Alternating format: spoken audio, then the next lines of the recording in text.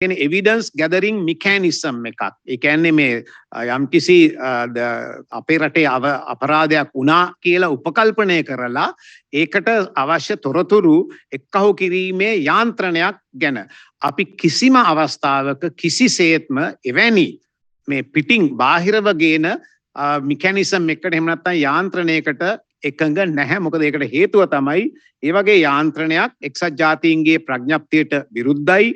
මානව හිමිකම් කොමසාරිස් කාර්යාලයේ තියෙන ඒ ප්‍රඥප්තියට විරුද්ධයි. ඒ වගේම අපේ රටේ ඩොමෙස්ටික් මෙකැනිසම් ඒ කියන්නේ මේ රටේ අභ්‍යන්තරව කෙරෙන යාන්ත්‍රණ සියල්ලක්ම හොඳින් ක්‍රියාත්මක වෙනකොට ඒ සම්බන්ධව හොඳින් ක්‍රියාත්මක කරනකොට ඒ වගේ බාහිර යාන්ත්‍රණයකට අපිට කිසිසේත්ම එකඟ වෙන්න බෑ. ඉතින් අපි මේ සම්බන්ධව මහ කොමසාරිස්තුමියට ඉතාමත්ම පැහැදිලිව කියලා තියෙනවා.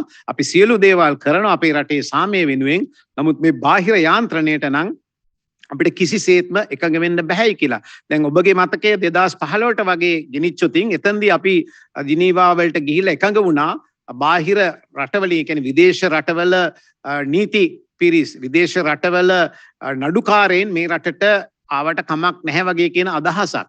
නමුත් එතෙන්දී අපි දන්නවා ඒක කොයි ආකාරයකටද අපේ මහ ජනතාව ගත්තේ කියලා එක. ඒ වගේ දෙයක්ට අපි කිසිසේත්ම ඉඩ තියන්න බෑ. ස්තුතියි ලේකම්තුමනි, අපිට පේනවා එකඟ විය යුතු තැන්වල එකඟ වෙමින් එකඟ නොවිය යුතු තැන්වල දැඩි ලෙස ඊට එකඟ නොවෙමින් රජය අපේ රට බේරගන්නට අපේ රට මේ චෝදනාවලින් බේරගන්නට බොහෝම උත්සාහ දරමින් සිටින බව. මම දන්නේ නැහැ ලේකම්තුමාගෙන් මේ ප්‍රශ්නේ අහන එක කොච්චර සාධාරණද කියලා. නමුත් අපි හැම දිනාටම පුරවැසියන් විදිහට මේ දවස්වල තියෙන ප්‍රශ්නයක් තමයි ඇත්තටම මොන වගේ රටවල් අපිට සහයෝගයට මේ සැසිවාරයේදී අපිත් සමග එකතු වේවිද කියලා. ඔබතුමන්ට ඒ ගැන අදහසක් ප්‍රකාශ කරන්න පුළුවන් නම් හොඳයි. මොකද දැන් මේ වගේ අවස්ථාවක මං හිතනවා එහෙම කලින්ම කියන එක සුදුසු නැහැ. මෙන්න මේ රට අපිට උදව් කරයි කියන එක සහ මේ රට අපිට විරුද්ධව කටයුතු කරයි කියන එක අපි උපකල්පනය කිරීම මං හිතනවා මේ වගේ අවස්ථාවක යෝග්‍ය දෙයක් නෙවෙයි. අපි බලාපොරොත්තු වෙනවා රටවල් සෑහෙන ප්‍රමාණයක්, ඒ කියන්නේ බලගතු රටවල් සෑහෙන ප්‍රමාණයක් ශ්‍රී ලංකාව වෙනුවෙන් කතා කරයි. ඒ වගේම සමහර රටවල් ශ්‍රී ලංකාවට විරුද්ධව කතා කරයි.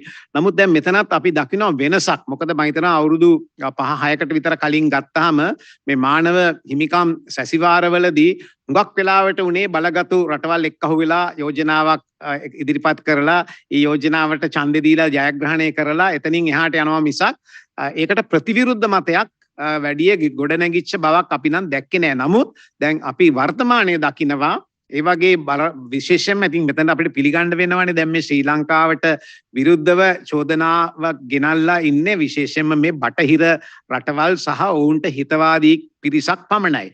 ඒ වගේම එතකොට මේ බටහිර රටවල් මේ විදිහේ යෝජනාවක් ගෙනාවහම ඊට ප්‍රතිවිරුද්ධව කටයුතු කිරීමටත් අනෙක් රාජ්‍යයන් මේ අවස්ථාවේදී කටයුතු කරනවා. ඉතින් මේ වගේ අපි කියනවා ඕල්ටර්නේටිව් නැරටිව් එකක්. මේ ඒ කියන්නේ මානව හිමිකම් කොමිසමේ මානව හිමිකම් සැසිවාරයේ එක මතයක් විතරක් නෙවෙයි තියෙන්නේ. ඉතින් මම රටවල් විදිහට නම් කරන්න කැමති නැහැ මේ අවස්ථාවේදී. නමුත් අපි බලාපොරොත්තු වෙනවා අපි වෙනුවෙන් මිත්‍ර රටවල් අපි වෙනුවෙන් කතා කරයි කියන එක. ස්තුතියි ලේකම්තුමනි. අවසාන වශයෙන් මාධ්‍යවේදීන්ටත් අපි අවස්ථාව දෙන්නට සූදානම්. ඔබට ගැටලුවක් තිබෙනවා නම් hand raising option එක පාවිච්චි කරලා අපිත් සමග සම්බන්ධ වෙන්න කියලා අපි ඔබට ආරාධනා කරනවා. අවසාන වශයෙන් ලේකම්තුමනි, මේක ඇත්තටම රටට තියෙන අභියෝගයක්. මේ අපේ රටේ පුරවැසියන් අපි හැම දෙනාම මතක තබා ගත යුතු දේ තමයි මේක අපේ රටට තියෙන අභියෝගයක්, ආණ්ඩුවට තියෙන අභියෝගයක් නෙමෙයි. අපේ රටේ වගකිව යුතු පාර්ශව මේ සම්බන්ධයෙන් අපි අහනකොට දකිනකොට මොන විදිහටද ක්‍රියා කරන්න ඕනේ? ඇත්ත වශයෙන්ම ඔබ 100%ක්ම හරි. මේක මේ එක රටේ ජන කොට්ටාසයකට විරුද්ධව එහෙම නැත්නම් මේ එක රටේ දේශපාලන පක්ෂයකට විරුද්ධව ගෙන යන ක්‍රියාවලියක් නෙවෙයි. මේක තනිකර ශ්‍රී ලංකාවට විරුද්ධව ගෙනියන කුමන්ත්‍රණකාරී පිළිවෙලක් කියන විදිහට තමයි අපිට දකින්නට ලැබෙන්නේ. ඉතින් මෙතෙන්දී අපිට මේ වගේ ප්‍රශ්නයකට මුහුණ දෙන්න නම් රටක් විදිහට එකමුතුව එක්සත්ව කටයුතු කරොත් තමයි මං හිතනවා අපිට ජය ගන්නට ලේසි වෙන්නේ කියලා. නමුත් අවාසනාවකට අපි දකිනවා සමහර කොටස් සමහර නියෝජිතයන් ඉදිරිපත් කරනවා මතයක් මේ රටට දඬුවම් කළ යුතුයි කියලා. දැන් මේ රටට දඬුවම් කරනවා කියන එකෙන් අදහස් කරන්නේ මොකක්ද කියන එක මම හිතනවා පොඩ්ඩක් ගැඹුරින් හිතලා බලන්න ඕනේ. මම මෙතනදී ඉතා කෙටි උදාහරණයක් දෙන්නම්. දැන් අපි මේ GSP+ කියන එක යුරෝපා සංගමයෙන් අපි ඉතාම වාසිදායක අන්දමට කටයුතු කරගෙන යනවා. දැන් මේ GSP+ එක නවත්තන්න ඕනේ කියලා සමහර කොටස් ගිහිල්ලා යුරෝපා සංගමයට ජිනීවා වලදී ඉදිරිපත් කරනවා යෝජනා. විශේෂයෙන්ම ශ්‍රී ලංකාවේම සමහර පිරිසක්. දැන් අපි උපකල්පනය කරමුකෝ මේ එකපාරටම GSP+ කියන එක නවත්තයි කියලා. එහෙම නැවැත්තුවොත් මේ රටේ මොන ජන කොටස් වලටද මේක බලපාන්නේ? මේක රජයට බලපානවද? රජයකට බලපාන ඕනම දෙයක් රටේ ආර්ථිකයට. නමුත් GSP+ එකෙන් වැඩියෙන්ම බෙනිෆිෂරීස්ලා, ඒ කියන්නේ වැඩියෙන්ම ප්‍රතිලාභ ගන්නේ අපේ රටේ දීවර කර්මාන්තයේ යෙදෙන අය, ඇඟලුම් කර්මාන්තයේ යෙදෙන අය සහ කෘෂි කර්මාන්තයේ යෙදෙන අය. මෙන්න මේ කොටස් තුනට තමයි වැඩියෙන්ම වාසි දැනට ලැබෙන්නේ මේ GSP+ කියන ඒ සංකල්පය අනුව. බැරි වෙලාවත් මේ GSP+ එක නැවැත්තුවොත් මෙන්න මේ ජන කොටස් වලට තමයි වැඩිම හානියක් වන්නේ. ඉතින් කවුරු හරි ගිහින් ඉදිරිපත් කරනවා නම් මේ රටට GSP නැවතිය යුතුයි, මේ රටට දඬුවම් කළ යුතුයි කියලා, මං හිතනවා ඔවුන් රටට කරන්නේ ද්‍රෝහී ක්‍රියාවලියක්.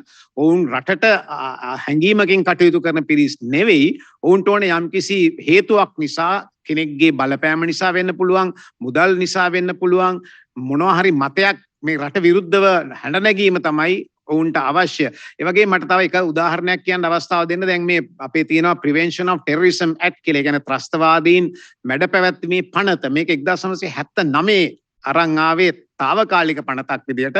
අවුරුදු 43කට පස්සේ මේ රජය කටයුතු කරා ඒ පනතට සංශෝධන ඉදිරිපත් කරන්න, ඒ පනතේ තියෙන බලතල අඩු කරන්න. මේ පනත පාර්ලිමේන්තුවට යන්නත් ඉස්සෙල්ලා මේ පනතට විරුද්ධව නඩු කීපයක් මහාධිකරණයේ ඒ වගේ ඉදිරිපත් වුණා. ඒ කියන්නේ කාට හරි ඕනේ හොඳ දෙයක් කරන්න ඉඩ දෙන්න බෑ. මේ දේවල් දිගටම අපි අරන් යා යුතුයි. ජනතාවට වාසියක් වෙන දේවල් කරන්න ඉඩ දෙන්න බැහැයි කියන වගේ අදහසක්ද කියන එක අපිට ප්‍රශ්නයක් තියෙනවා. ඉතින් මේ වගේ මම හිතනවා මේ වෙලාව එක අවස්ථාවක් රටක් විදියට මේ ප්‍රශ්න වලට මුහුණ දෙන්න. එහෙම කරොත් මම හිතනවා මේ වගේ ප්‍රශ්න වලින් මිදෙන එක ඉතාමත්ම පහසු කාර්යයක්. ස්තුතියි ලේකම්තුමනි. අපේ ඉංග්‍රීසි මාධ්‍ය භාවිත කරන ජනමාධ්‍යවේදීන් වෙනුවෙන් ඉංග්‍රීසි භාෂාවෙනුත් මේ සම්බන්ධයෙන් අදහසක් ප්‍රකාශ කරන්න පුළුවන් නම් වටිනවා කියලා හිතනවා. Thank you very much. I think because we are getting ready for the 49th session of the United Nations Human Rights Commission, which is starting on the 28th of February. My foreign minister is already in Geneva. He's getting ready, and I will also join him in a day's time.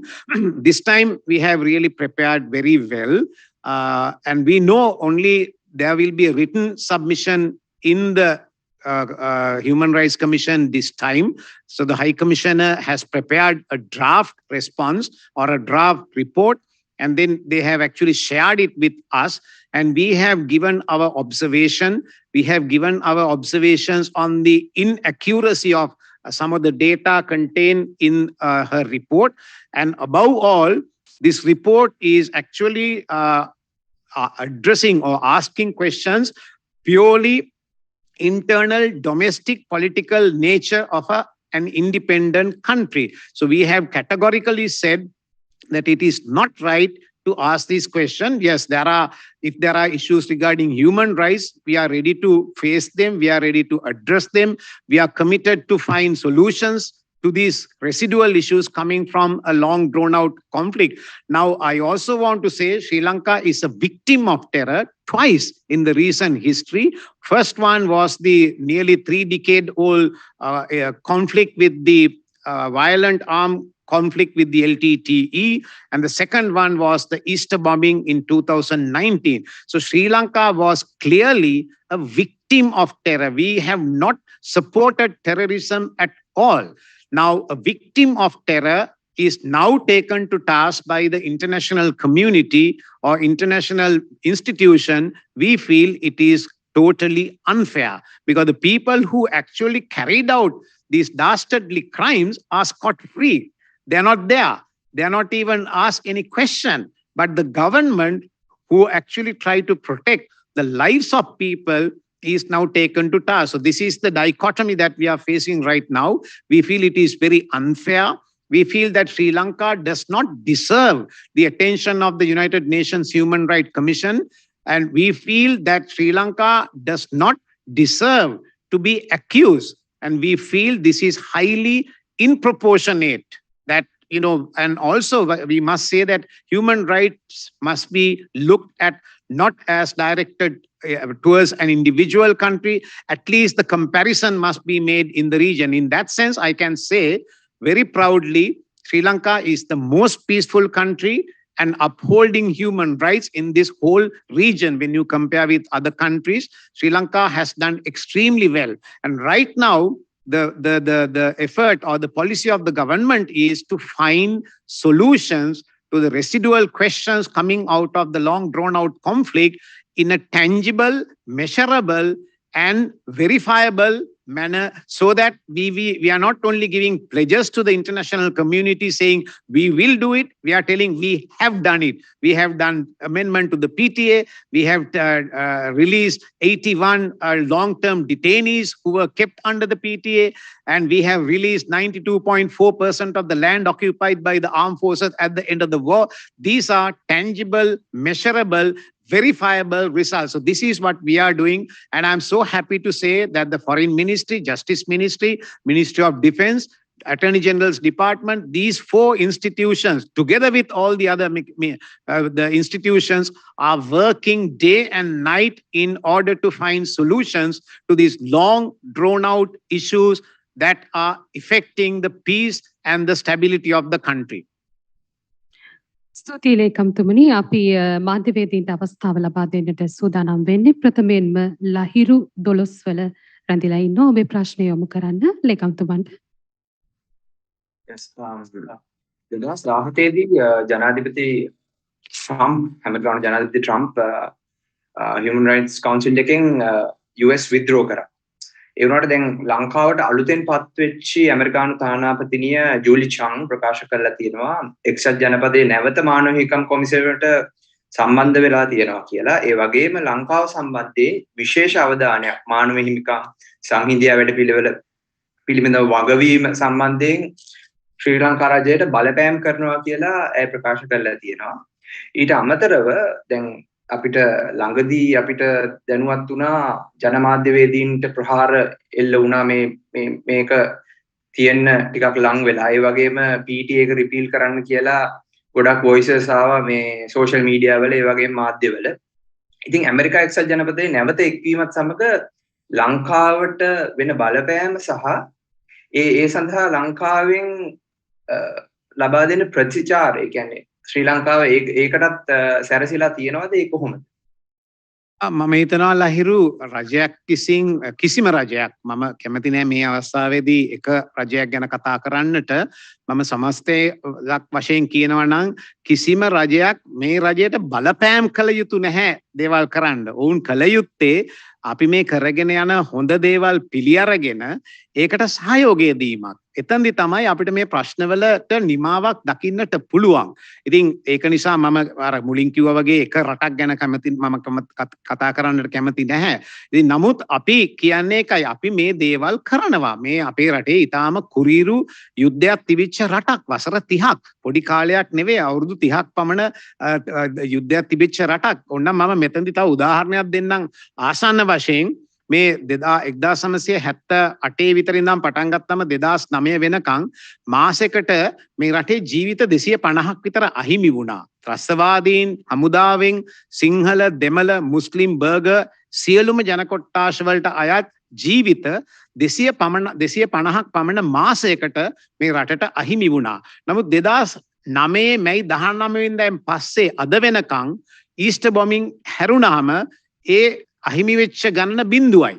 ඉතින් එතෙන්දී මට කියන්න තියෙන්නේ මේ මානව හිමිකම් ගැන කතා කරන්න ඉස්සෙල්ලා ඊටාත්ම වැදගත් දේ තමයි මිනිසෙක්ට ජීවත් වීමේ අයිතිය, right to life.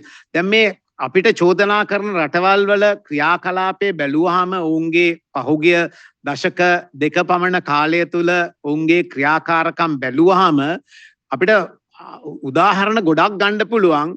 ඔවුන් අමුවේ මානව හිමිකම් උල්ලංඝන කොට වෙන රටවල් ආක්‍රමණය කරලා ඒ රටවල මිනිස්සුන්ට විශාල වශයෙන් ජීවිත හානි කරපු අවස්ථා අපිට ඕන තරම් කියන්න පුළුවන්. නමුත් මෙතනදී මම පැහැදිලිව කියන්න ඕනේ අපේ අරමුණක් නැහැ, අපේ අදහසක් නැහැ. මෙන්න මේ රටේ යම් කිසි දෙයක් වෙනවා ඒක නිසා අපි කරනවායි කියන තර්කයක් ගේන්න. නමුත් එහෙම කිසිම අදහසක් නැහැ. අපිට ඕනේ මේ රටේ යම් කිසි අවශේෂ ප්‍රශ්න කීපයක් තියෙනවා නම් අපේ රටේ සාමය වෙනුවෙන් ඒවා කරන්න. ඉතින් මෙතනදී අපි කියන්නේ හැමෝටම කියන්නේ අපිට උදව් කරන්න මේ කර්තව්‍යයේදී මේවට නිසි ප්‍රතිඵල ලබා ගැනීමට. ස්තුතියි ලහිරු ඔබේ ප්‍රශ්නයට ඒ වගේම ලේකම්තුමන්ටත් බෙහෙවින්ම ස්තුතියි. අද අපි මේ රජය ප්‍රවෘත්ති දෙපාර්තමේන්තුවේ වගකීම ඉටු කරමින් යුතුයකම ඉටු කරමින් එක්සත් ජාතීන්ගේ මානව හිමිකම් කවුන්සිලේ 49 වෙනි සාමාන්‍ය සැසිවාරයේදී අපි ශ්‍රී ලංකාව මොන විදිහටද ඊට සූදානම් වෙන්නේ කියන කාරණාව අපි කතා බහ කරමින් හිටියේ. අපිට තවත් මාධ්‍යවේදියෙක් ප්‍රශ්නයක් යොමු කරන්න සූදානම් වෙනවා. අමල් ජයසිංහ, අමල් ඔබට පුළුවන් අවස්ථාව ලබා ගන්න. Good morning. And this question is to Secretary Admiral Colomboge. We had reports yesterday from the UK about the UK War Crimes Police arresting an individual in connection with a murder that had taken place in Sri Lanka about 20 years ago. So, General, what's Sri Lanka's reaction to this? And especially about the UK exercising their universal jurisdiction when it comes to war crimes. What's Sri Lanka's reaction on this? Thank you. Fortunately, I'm not aware of this particular incident that you just now mentioned. I need to go back because we were extremely busy getting ready for the human rights session. So I'm not particularly aware of the incident that you mentioned. Now, this universal jurisdiction, that is invoking universal jurisdiction, is another very debatable topic in the world. I mean, any country can use this as an excuse to target people of another country. So there is no justice in that. There is no fair play in that. Just because that somebody wants to punish or somebody wants to target another country, they can invoke the principle of universal jurisdiction. Now we do see that this monitoring mechanism, the evidence gathering mechanism as proposed by the 46/1 by the United Nations Human Rights Commission is an endeavor to allow the universal jurisdiction to be exercised by competent jurisdictions in the world, namely, especially the Western countries. So there is a very big danger in that. So we need to be prepared for that. We need to, now in the same, on the same line, the Human Rights Commissioner a few months ago mentioned that there are 120,000 pieces of evidence against Sri Lanka. Now, this is very unfair. Now, we don't know what these evidences are. We don't know who these people are. So how can we defend the country when we even do not know what these evidences are? So these are completely one-sided matters. This is not the fair play. This is not the freedom. This is not the fairness of the international system. So I think we need to be guarding against it very, very cleverly, very carefully. We need to scrutinize the things, and we need to take our case forward that we were the victim of terror and not the perpetrators of terror. Thank you. I just have a follow-up. I mean, maybe once you have the nuts and bolts of the UK case, I'm sure you'll probably give us a reaction to that. Now, I just want to pick up on some other figures, Admiral, that you gave about PTA detainees. You mentioned that 81 long-term detainees had been freed. I just want to get some clarification on during which period were they released? Like, was it since the last Human Rights Council session that these 81 were freed? And also we had Minister Namal Rajapaksa saying that some of the detainees he had visited at Velikada had been in jail from a time even before he was born. So he was also arguing the case that they should be released. So do you have any numbers of how many are still in detention without being charged? Do we have a number for that? Amal, you are right. This figure that I mentioned, 81, PTA detainees who were kept in detention, who were kept in judicial custody, who were kept in remand custody under the PTA related to LTTE were released. Now, these 81 include the 16 convicted LTTE prisoners pardoned by His Excellency the President about a year ago. Now, that was the start. So, this 81 figure is a very recent figure that I'm giving you. I mean, as of end of the last week. Now, this is the point I like to make, Amal, that we have been working very hard during the last 2 years to address these issues. Now we are deriving results, right? So now you ask the question, how many more are left? Yes, I think there are about 83 more LTTE related detainees are in some form of custody. And now we are working with the Attorney General's Department. Now we are working to release as many as possible, because we also agree, we feel that it is not fair to keep anyone in detention for a longer period without even being charged. It is not correct. That is why we wanted to amend the PTA as quickly as possible, so that the mistakes that successive governments have done, we will not repeat them. This is for the benefit of the people. So we are working. And also I like to mention that, we have this Justice Nawaz Commission, the Commission of Inquiry appointed by the President. In their interim report, which was published, which was submitted about 6 months ago, they proposed this. They proposed that there is a clause in the PTA called the Section 13. There should be another special committee appointed under the Section 13, which the government has done. We have appointed the Chief Justice Ashoka De Silva retired commission. Now they are looking into the matters of these detainees and they are making recommendation. So we take the recommendation, then we go to the Attorney General, we go to the courts, we go to the police, and then that is how this large number was released. Now this is a very recent thing. We haven't done justice for a long time. Now we are trying to correct that. We are trying to provide justice to the people. And that was the aim of the amending the PTA. So we need the support of everyone to do this thing, not only the outside countries, within the country, the media, everyone should support us to get positive results for the benefit of the people. Thank you, Amal. අපි මීළඟට සුධර්මිකා විජේරත්න සම්බන්ධ වෙලා ඉන්නවා. සුධර්මිකා ඔබේ ප්‍රශ්නය යොමු කරන්න. මහාචාර්යතුමනි, දැන් මේ සාකච්ඡාවේදීත් ඔබතුමන් අවධාරණය කරපු කාරණාවක් තියෙනවා. දැන් බොහෝ රටවල් අපිට විරුද්ධව ඉන්නවා, මිත්‍ර රටවල් අපිට සහයෝගය දක්වනවා. දැන් පහුගිය දවස්වල පාර්ලිමේන්තු මන්ත්‍රී විජිත හේරත් මහත්මයා ජනතා විමුක්ති පෙරමුණේ අපේ පොලිසිය සම්බන්ධයෙන් අදහසක් ප්‍රකාශ කළ තිබ්බා.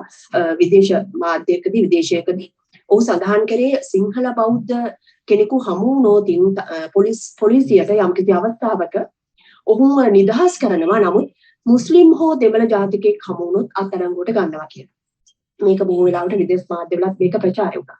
දැන් පහුගිය කාලය තුල මම අහන්නේ ඔබතුමන්ගෙන් මහාචාර්යතුමනි, රට අභ්‍යන්තරයේ අපේ රට අභ්‍යන්තරයේ විවිධ දේශපාලන පක්ෂ මේ ජිනීවා ඉලක්ක කරගෙන කටයුතු කළ ආකාරය පිළිබඳව යම්කිසි අධ්‍යයනයක් හෝ අවබෝධයක් තියෙනවද ඔබතුමන් සතුව?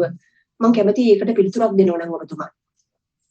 සුධර්මිකා, දැන් පළවෙනි ප්‍රශ්නෙට මම උත්තරයක් මේ අවස්ථාවේදී දෙන්න යන්නේ නැහැ. මොකද මම හිතනවා එහෙම තර්කයක් කවුරු හරි ඉදිරිපත් කරා නම් ඒක හරි තර්කයක් නෙවෙයි, හරි කාරණා සාධක මත පදනම් වෙච්ච තර්කයක් නෙවෙයි කියන එක තමයි මගේ දැනීම. මම හිතන්නේ පොලිසිය කටයුතු කරනවායි කියලා සිංහල බෞද්ධ කෙනෙක් හම්බුනොතින් නිදහස් කරන්නත් වෙන ජාතිකයෙක් හම්බුනොතින් ඔහුව හිර කරන්නත් මම හිතන්නේ නැහැ. මම දන්න විදිහට, මම දැකලා තියෙන විදිහට, මට අහලා තියෙන විදිහට එහෙම අසාධාරණ විදිහට කටයුතු කරන පොලිසියක් නම් නෙවෙයි ශ්‍රී ලංකාවේ තියෙන්නේ. ඊටාම සාධාරණ විදිහට කටයුතු කරන පොලිසියක්. මම හිතනවා මේක මේ වර්ගවාදී බෙදීමක් ඇතිකරන්න කියන අදහසක්ද කියලා මට ප්‍රශ්නයක් තියෙනවා. නමුත් තව කෙනෙක් කියපු දෙයක් ගැන මම කතා කරන්න කැමති නැහැ. නමුත් එහෙම දෙයක් නැහැයි කියන එක තමයි මගේ තියෙන මතකය. ඉතින් ඒ වගේම තමයි මේ ජිනීවා සමුළුවක් එනකොට අපි දකිනවා යම් පිරිස් විසින් යම් කිසි සිදුවීම් ඇති කරන්න උත්සාහ කරනවා, යම් තර්ක ගේන්න උත්සාහ කරනවා. ඉතින් අර මං මුලින් උත්තරයක් දුන්නා වගේ මේවා කරන්නේ ඇත්තටම මේ ශ්‍රී ලංකාවට විරුද්ධව කටයුතු කරන්න කියලා මතයක් ගොඩනගෙන්න තමයි මේ වගේ දේවල් කරන්න. ඉතින් ඇයි එහෙම කරන්න කියන එක ප්‍රශ්නයක්. මොකද සාමාන්‍යයෙන් අපි ගොඩක් රටවල මේක දකින්නේ නැහැ. තමන්ගේ රටට විරුද්ධව කටයුතු කරන දේවල් අපි දකිනවා අඩුයි. රටේ අභ්‍යන්තර කතිකාවක් ගොඩනගෙන්න පුළුවන් ඕනම අවස්ථාවක. නමුත් පිටට ගිහිල්ලා මේ රටට හානි කර දේවල් කරන එක වැරදි කියන එක තමයි මගේ පෞද්ගලික මතය. මම හිතන එහෙම අපි නොකළ යුතුයි කියලා. මොකද මේක අපේ රටේ දැන් මේ කොවිඩ් වසංගතය නිසා ආර්ථික ප්‍රශ්න වලට පැන මැදිහත් වෙලා ගොඩ එන්න හදන අවස්ථාවක්. ඉතින් මෙතෙන්දී අපි කරන්න ඕනේ හොඳ දේ හොඳයි කියන්න ඕනේ. යම් කිසි අඩුපාඩුවක් තියෙනවා නම් ඒක රජයත් එක්ක එක්කහුව වෙලා ඒකට විසඳුමක් හොයන එක තමයි අපි කළ යුත්තේ. ඉතින් සියලු දෙනාම එකතු වුණොත් මේ ප්‍රශ්න විසඳ ගන්න පුළුවන්. නැතුව අපි බෙදී ඉන්න තාක්කල් අපි බෙදී ඉන්න අපි රටක් විදියට ජාතීන් විදියට දේශපාලන මතිමතාන්තරවලට බෙදී ඉන්න තාක්කල් අපි දුර්වල ජාතියක් වෙනවා. අපි දුර්වල කරන්න ගොඩක් රටවල් බලාගෙන ඉන්නවා. ඔවුන් කැමති නෑ මේ ශ්‍රී ලංකාව තමන්ගේ දෙපයින් හිටගෙන කටයුතු කරනවට. ඉතින් මේක අපිට බොහොම තියෙන ප්‍රශ්නයක්. ඉතින් අපි හැමෝම එකතු වෙලා මේ සම්බන්ධව විසඳුම් හොයාගත යුතුයි කියන මතය තමයි මම ඉදිරිපත් කරන්නේ. Thank you. ස්තුතියි සුධර්මිකා. ඊළඟට හිරු TV නිවුස් ඔබේ අවස්ථාව.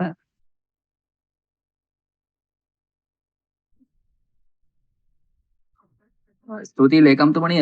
මගේ ප්‍රශ්න දෙකක් තියෙනවා. පළවෙනි ප්‍රශ්නේ තමයි දැන් යුක්‍රේන රුසියානු ප්‍රශ්නේ සම්බන්ධයෙන් මොකද්ද ලක් රජයේ මතය? විශේෂයෙන්ම අපි ලංකාවෙන් තේ අපනයනය කරනවා. එතකොට ඇස්බෙස්ටෝස් වගේ දේවල් මේ ලංකාවට ආනයනය කරනවා. දැනටමත් රටවල් රුසියාවට සම්බාධක පැනවීම ආරම්භ කරලා තියෙනවා. දැන් මෙහෙම තියෙන තත්ත්වයක් තුළ අපි කොහොමද මූල්‍ය ගනුදෙනු සිදු කරන්නේ සහ ලංකාවේ දැනට රුසියානු යුක්‍රේන ජාතීන් රැඳී ඉන්නවා. ඒ වගේම යුක්‍රේනෙත් ඉන්නවා ලාංකිකයෝ. මේගොල්ලන්ගේ ආරක්ෂාව සම්බන්ධයෙන් දෙන්න පුළුවන් සහතිකය මොකද්ද?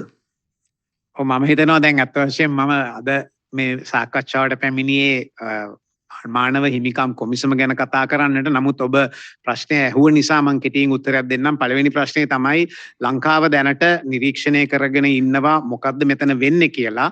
මොකද අපි කිසිම රටකට සම්බාධක පණවන්න තරම් ආර්ථික තත්ත්වයෙන් ඉන්න රටක් නෙවෙයි. අපි බලන්නේ හැම රටත් එක්කම ගනුදෙනු කරලා කොහොමද මේ රටේ ආර්ථිකය හදාගන්න කියලා. ඒ වගේම පසුගිය කාලේ ලංකාවට සංචාරකයන් විශාල පිරිසක් පැමිණියා.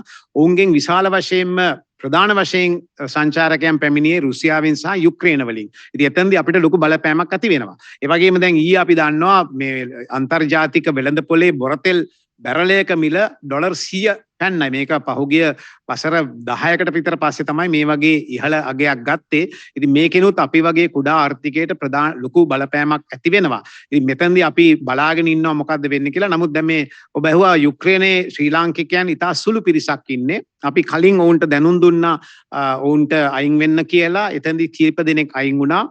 දැනටත් අපි අපේ තානාපති කාර්යාලය අතර යුක්‍රේනයේ අපේ කාර්යාලයක් නැහැ. තුර්කියේ තියෙන තානාපති කාර්යාලය හරහා ඒ ඉන්න පිරිස සමග සම්බන්ධ වෙලා ඒ පිරිසට අවශ්‍ය නම් එන්න කටයුතු කරගෙන යනවා. ඒ වගේම අපේ විශාල වශයෙන් ශිෂුන් පිරිසක් ඉන්නවා බෙලරුස් වල. ඒ අයත් එක්ක අපි දැනටත් සාකච්ඡා කරලා තියෙනවා. ඒ විශ්වවිද්‍යාල වලින් අපිට සහතිකයක් දීලා තියෙනවා බෙලරුස් වල ඉන්න සිසුන්ට ශ්‍රී ලාංකික සිසුන් සහ අනික් අන්තර්ජාතික සිසුන්ට කිසිම ප්‍රශ්නයක් නැහැ. යම් කිසි අවස්ථාවක් ආවොතින් ඔවුන් ඒ සිසුන්ව බලා ගන්නවා. ඒක ඒගොල්ලන්ගේ වගකීම. ඒ සිසුන් ගැන කටයුතු කරන්න අපි කියන ආකාරයට ඒගොල්ලන් අපිට උදව් කරනවා. ඉතින් අපි මේ ඩෙවලොපින් සිටුේෂන් එක, ඒ කියන්නේ මෙතන මේ වර්ධනය වෙමින් පැවතෙන තත්ත්වය දැන් බලාගෙන ඉන්නවා. අපේ ඒ යුක්‍රේන් රුසියාවේ තියෙන තානාපති කාර්යාල වලින් සහ අනිකුත් අපිට ලැබෙන තොරතුරු වලින් ඒ සම්බන්ධව අපි දත්තයන් එකතු කරගෙන ඒව විශ්ලේෂණය කරමින් සිටිනවා. ඉතින් අර සම්බාධක පණවන්න වගේ දියුණු ආර්ථිකයක් ශ්‍රී ලංකාවට නැහැ. අපිට මම හිතන්නේ මේකෙන් අවාසි වෙන්නේ දැන් අපේ තේ ටික විකුණ ගන්න බැරි වෙයි. තෙල් බැරලයකට අපිට වැඩියෙන් ගෙවන්න වෙයි. ගෑස් වලට වැඩියෙන් මුදල් ගියන්න වෙයි. සංචාරකයන් පැමිණීම අඩු වෙයි. ඉතින් මේ වගේ බරපතල නැවත වතාවක් අපිට ප්‍රශ්න වලට මුහුණ දෙන්න වෙනවා. ඒක ශ්‍රී ලංකාව පැත්තෙන් බැලුවාම. නමුත් ඉතින් අපි හැමතිස්සෙම විශ්වාස කරන්නේ රටක් විදිහට මේ සාකච්ඡා වලින් ප්‍රශ්න විසඳගත යුතුයි කියලා. යුදයෙන් ප්‍රශ්න විසඳාගත යුතු නැහැ කියන එක. ඉතින් මේකෙදි අපිට කිසිම පැත්තක් වෙනුවෙන් කතා කරන්න බෑ. මොකද හැම කෙනාටම යම්කිසි හේතුවක් තියෙනවා ඒ රටේ ඒ විදිහට කටයුතු කරන්නේ ඇයි කියලා එක. ඉතින් මම හිතනවා මේ අන්තර්ජාතික ප්‍රශ්නවලදී මීටත් වඩා සංවේදීව මීටත් වඩා අවබෝධයෙන් යුක්තව අපි කටයුතු කරන්න ඕනේ. යුද්ධය ප්‍රශ්නයකට විසඳුමක් නෙවෙයි කියන එක තමයි මට මේ ආලාදී කියන්න පුළුවන්. ස්තුති හිරු අපි අවසාන වශයෙන් මේ මොහොතේ රජ ප්‍රවෘත්ති දෙපාර්තමේන්තුවේ රැඳී සිටින ජනමාධ්‍යවේදියෙකුට අවස්ථාව ලබා දෙන්නට සූදානම්. අනිෂ් ඔබේ ප්‍රශ්නය යොමු කරන්න. Professor Shihar Anish from Economy Next. I have two questions. The first one is, you said that every time you go to UN sessions, you see additional rights violation allegations coming.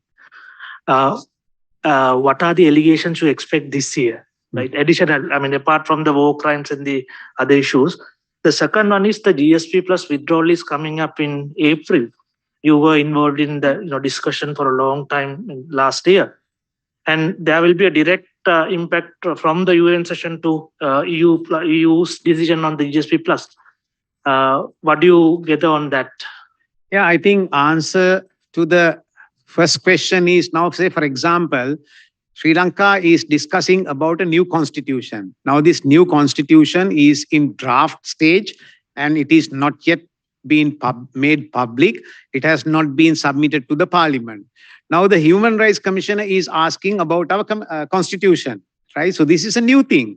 So I mean, this is why I said, why are they asking a question within the ambit of the government of Sri Lanka and the people of Sri Lanka? So this is just one example I gave you, that the new constitution, it is not yet even made public. It is not yet even submitted to the cabinet or the parliament. So this is what I meant, the new things are coming.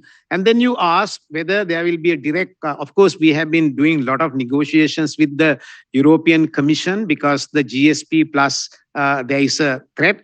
But I think we are fairly confident that it will not be withdrawn immediately because we have provided very credible, genuine answers to the queries made by the EU Commission. We have one of the main criteria, so one of the main areas of focus of the EU was the PTA. And we have done the amendment. Now it is before the parliament. Hopefully by 8th or 9th of next month, it will become the amendment, become the law in the country. So that is the concrete positive step we have taken. And they were also very concerned about the long-term detainees. That was question number 2. So I gave you a figure, 81 people released, and we will release more because these are all Sri Lankans languishing in a jail somewhere. We feel it's not fair to keep them any longer. So we have been doing things, and we are confident that the GSP will be with us for a while. But it doesn't mean that we should take it lightly. We have to work very hard. We have to address the concerns. We have to address the issues. And so that we will derive, or we will continue to derive the benefits from the GSP plus. Another submission that we made is the beneficiaries of the GSP plus is, yes, of course, the government and the country, but the fishermen, the garment factory and the farmers, they are the main beneficiaries of the GSP plus. So if it is withdrawn, these will be the category worst affected.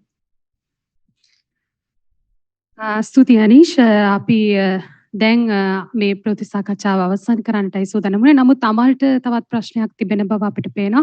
Amal ප්‍රශ්නය යොමු කරන්න අපි මෙතකින් ප්‍රවෘත්ති සාකච්ඡාව අවසන් කරන්න සූදානම්. අවසාන ප්‍රශ්නය Amal. Thank you. Admiral, you mentioned about Sri Lanka's position on the crisis in Ukraine. You said Sri Lanka wants to remain neutral.